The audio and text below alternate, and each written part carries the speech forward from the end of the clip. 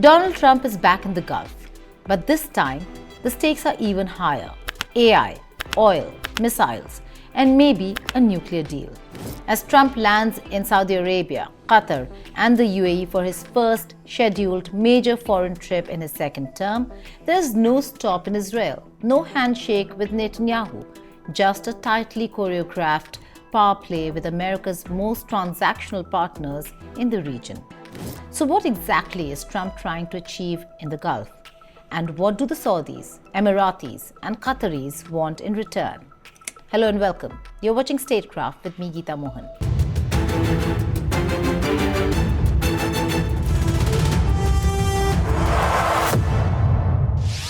Three countries, three strategies, but one thing unites them: Donald Trump. From his first orb-grabbing visit in 2017 to today, Trump has maintained unusually warm relations with Gulf monarchs. His children have real estate projects in the UAE and Saudi Arabia. Gulf funds have reportedly poured billions into US investments linked to Trump World. And now they're cashing in. It is a significant but not altogether surprising choice of destination for President Donald Trump. It's significant because, as you rightly mentioned, this is his first planned visit.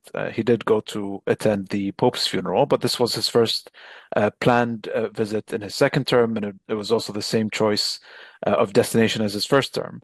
And I think President Donald Trump has already brought about quite a lot of disruption and change to U.S. foreign policy, and I think we're seeing part of that being reflected in his choice of foreign travel and his choice of destination. But to my mind, it's not altogether surprising because, in a sense, the Gulf states tick all the right boxes for President Donald Trump. So the GCC, the six Arab Gulf states as a bloc, run a trade deficit or overall have a balanced trading relationship with the US. That's very important to President Trump. These six countries buy a lot of US weapons as well. And they have promised to invest collectively over $2 trillion into the U.S. economy. And so these are countries that run a balanced trading relationship. They buy a lot of weapons and they pledge to invest a lot of money into the U.S. economy. And these are all things that matter very much to President Donald Trump's economic agenda, both at home and abroad. These countries have also become significant partners for President Trump's foreign policy agenda. So this is someone who came into office pledging to put an end to a lot of the conflicts, be they in the Middle East, in Gaza, or in Ukraine. And Saudi Arabia has hosted Russia-Ukraine war talks. Oman has hosted US Houthi ceasefire negotiations. And they've also hosted multiple rounds of US-Iran talks to put the lid on Iran's nuclear program. And of course, Qatar continues to play an important mediating role in Gaza. So not only are these states positioning themselves economically vis-a-vis the Trump administration, they've also managed to make themselves quite important to President Trump's foreign policy. It's a deal-making environment tailor-made for Trump. The Gulf offers him victories on paper, massive investments, flashy forums, and strategic optics. In return, they want weapons, AI chips, and a redefined US commitment to their security. Let's begin with the biggest player, Saudi Arabia. Crown Prince Mohammed bin Salman wants two things from Trump: a formal US-Saudi defense pact and American blessing for a civilian nuclear program. Last year, a proposed deal nearly came through. But there was one roadblock: Saudi normalization with Israel. Now, that condition might be gone. Reuters reports that Washington is no longer demanding Riyadh recognize Israel in exchange for nuclear cooperation. It's a major policy shift, and it says a lot about Trump's current priorities. Yeah, that's absolutely right. I think that by comparison to what the Biden administration is trying to achieve, or was trying to achieve, obviously, the Trump administration has decentered the US-Saudi relationship away from the question of normalization. And I think it's probably a clear-eyed and accurate recognition that given the current political configuration in Israel, which is extremist and right-wing and even some would say fascist, it's very difficult, I think, and highly unlikely that the Israelis will meet these precondition that Saudi Arabia has very clearly laid out, that Saudi Crown Prince Mohammed bin Salman has very clearly laid out on multiple occasions, that there will be no normalization with Israel unless there is a Palestinian state. And I think this is a condition to which the Netanyahu government is extremely unlikely to accede. And I think that the Trump administration sort of recognizes this, and it realizes that there is potential for progress and for mutually beneficial ventures on the bilateral level. And I think there is a mutual understanding that the question of Israeli normalization shouldn't really stand in the way of U.S.-Saudi relations. Now, if we look at what the Saudis are trying to achieve and what the Trump administration is trying to achieve in Saudi Arabia, clearly the Saudis want and so do the Emiratis, I think, a loosening of restrictions on their ability to access advanced U.S. technology, including semiconductors and AI. And at the same time, I think the Trump administration wants to make it easier for Saudi and Emirati investors, especially state-owned investors and sovereign wealth funds, to be able to put a lot of money into the U.S. economy. And this is something that is front and center of Trump's broader economic agenda. So I think a lot of this will revolve around access to technology. Arms and weapons sales will be a very important part of this, and there is speculation that Trump could unveil $100 billion weapons package when he visits Saudi Arabia. The Trump administration has already approved the sale of significant arms sales to Saudi Arabia over the past few months, including laser-guided munitions, advanced air-to-air missiles, and so on. And I think there's also going to be a geopolitical discussion, of course, because Saudi Arabia is an important regional player, and it's definitely going to have a degree of influence when it comes to broader geopolitical issues, including the future of Syria, how to resolve the conflict in Gaza, and of course, Iran's nuclear program as well. And to that, a massive $600 billion Saudi pledge to invest in the US economy, potential access to advanced civilian nuclear technology, and recent arms sales worth $3.5 billion. But here's the catch. Trump also wants low oil prices, and that puts him directly at odds with Saudi Arabia's need for high revenues to fund its Vision 2030 mega projects. So while both sides will be smiling in Riyadh, their economic interests are still negotiating behind the scenes. Next up, the UAE. With its futuristic ambitions and deep pockets, the Emiratis are betting big on chips, not oil. In March, Abu Dhabi announced a $1.4 trillion investment over the next decade. AI, semiconductors, and green energy topped the list. But there's a bottleneck: Washington's export controls. Under former President Joe Biden, rules restricted advanced chip exports even to allies. UAE-based firm G42 divested from Chinese entities and partnered with Microsoft to clean up its image. But the chips still didn't arrive. That's changing. Trump administration just rescinded Biden's all diffusion rule. A new framework will be introduced, described as a much simpler rule that unleashes American innovation.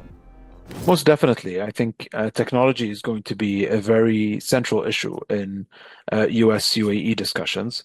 When the UAE delegation visited Washington in March, it was obviously led by the UAE's national security advisor and the ruler's half-brother, Sheikh Tahnoun bin Zayed, who is also the UAE's de facto technology czar.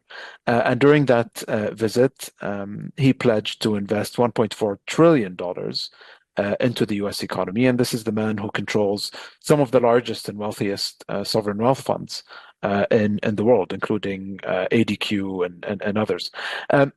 The point being here is that technology is going to be very important. The UAE, perhaps with the exception of Israel, is the most advanced country in the Middle East, and certainly the most ambitious when it comes to emerging and disruptive technology. But the UAE has, I think, has chosen to move closer to the US than to China on AI, because I think the UAE recognizes that the US continues to have an advantage for the time being in this space. But I think the UAE has already showed itself to be adaptive and nimble enough to really to be able to shift its position as the situation changes. And of course, AI is a field that I think can be full of surprises.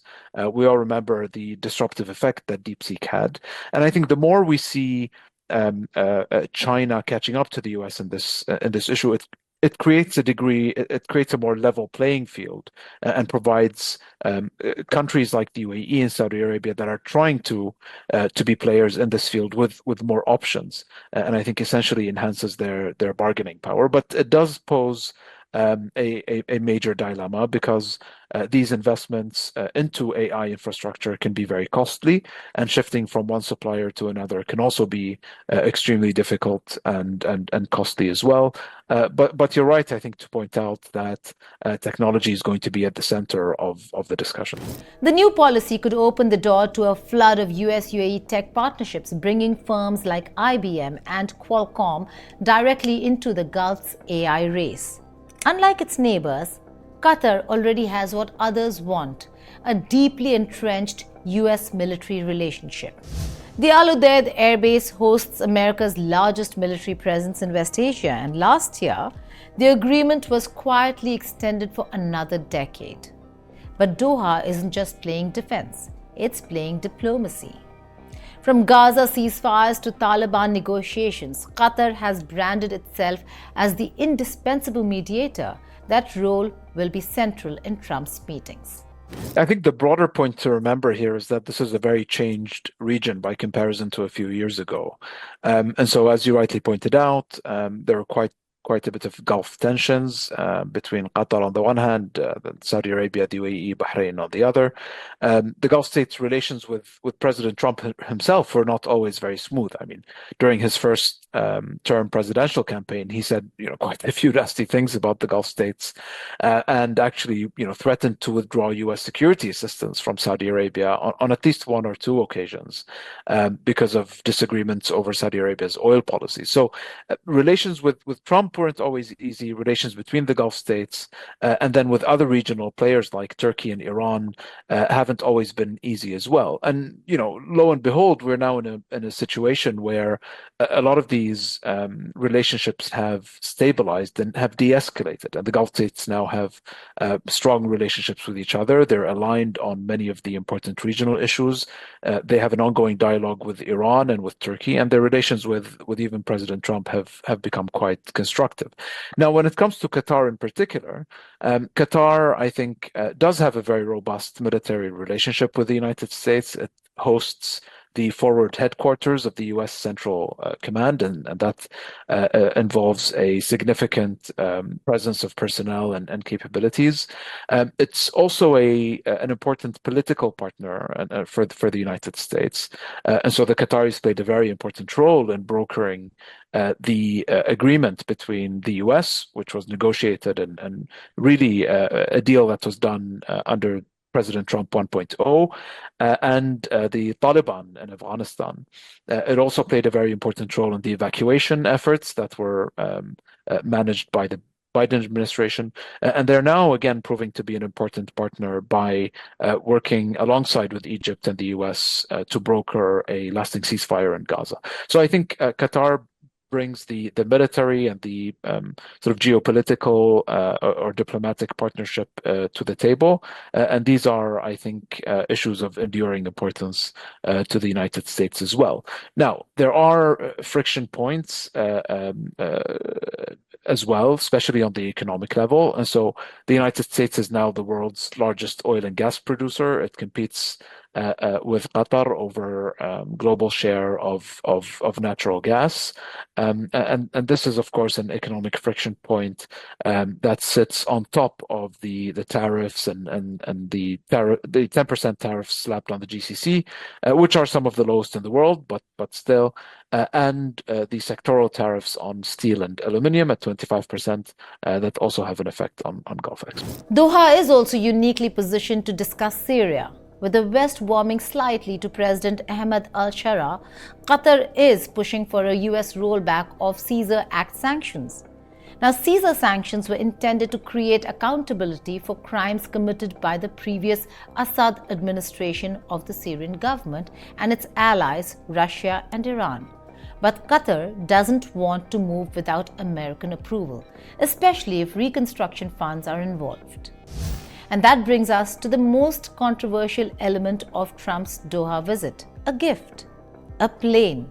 Not just any plane, an ultra-luxury Boeing 747-8 jet previously owned by the Qatari royal family. According to reports, the Trump administration is set to accept the aircraft free of charge as a temporary replacement for Air Force One. Trump confirmed the news on Truth Social, calling it a very public and transparent transaction. The plane is being technically gifted to the US Department of Defense by Qatar's Ministry of Defense. From there, it will be retrofitted and used by President Trump, likely within 2 years. And after his presidency, some say it will go to his presidential library. Critics warn that the deal may break the Constitution's rules. The Emoluments Clause bans US presidents from accepting gifts from foreign governments unless Congress approves. The plane is currently in Texas, but the storm it's causing has already reached Washington. This, many in DC think, could be a huge security hazard, given the surveillance breach that a plane like this could be involved in. So I think, in a sense, that will be up to the Americans and to the U.S. system, really, to decide whether it's appropriate for the U.S. president to be accepting gifts of this nature from a foreign country. I think from Qatar's perspective, Qatar recognizes that the United States, I think, is a very significant defense and security partner for Doha. It also recognizes that I think its reputation has suffered in Washington, D.C., partly because of the extremely polarized nature with which the Palestinian issue has been essentially viewed and discussed and deliberated on in the U.S., especially around university campuses and so on. And so I think from the Qatari perspective, it's an attempt at currying favor with the Trump administration and with President Trump himself, who ultimately is the leader of the most powerful country in the world. So I think from the Qatari standpoint, they will do whatever it is they can to, I think, solidify and strengthen that relationship for their own interests. And then obviously it's up to President Trump and the wider US system to decide whether this is something that they would be willing to accept. Qatar may be offering diplomacy and defense, but this jet could carry a heavy price. Is this a gift to the nation or to the man who wants to fly above the rules? And now to the elephant in the room, but not on the agenda: Israel. Trump's itinerary skips the US's closest ally in the region. No Jerusalem stop, no Netanyahu handshake. Instead, Saudi Arabia, Qatar and the UAE are hosting all the action. Why? Gaza. The war continues to rage and Trump is walking a tightrope. He's floated controversial ideas like the US potentially taking control of Gaza, calling it important real estate. Arab states were furious. At the same time, Israel has reportedly set Trump's trip as a deadline to agree to a ceasefire. But with the US expanding its role in getting aid into Gaza and offering little public pressure on Netanyahu, Arab leaders remain skeptical. And let's not forget Iran. Quiet talks are underway over Tehran's nuclear program, with both the Saudis and Emiratis showing cautious support. Lifting sanctions on Syria, renaming the Persian Gulf to the Arabian Gulf, and expanding negotiations with Iran could all be on the table. It's a balancing act, and Trump is leaning more toward the Gulf monarchies than Tel Aviv. Alongside Trump's diplomatic charm offensive is something equally important: money.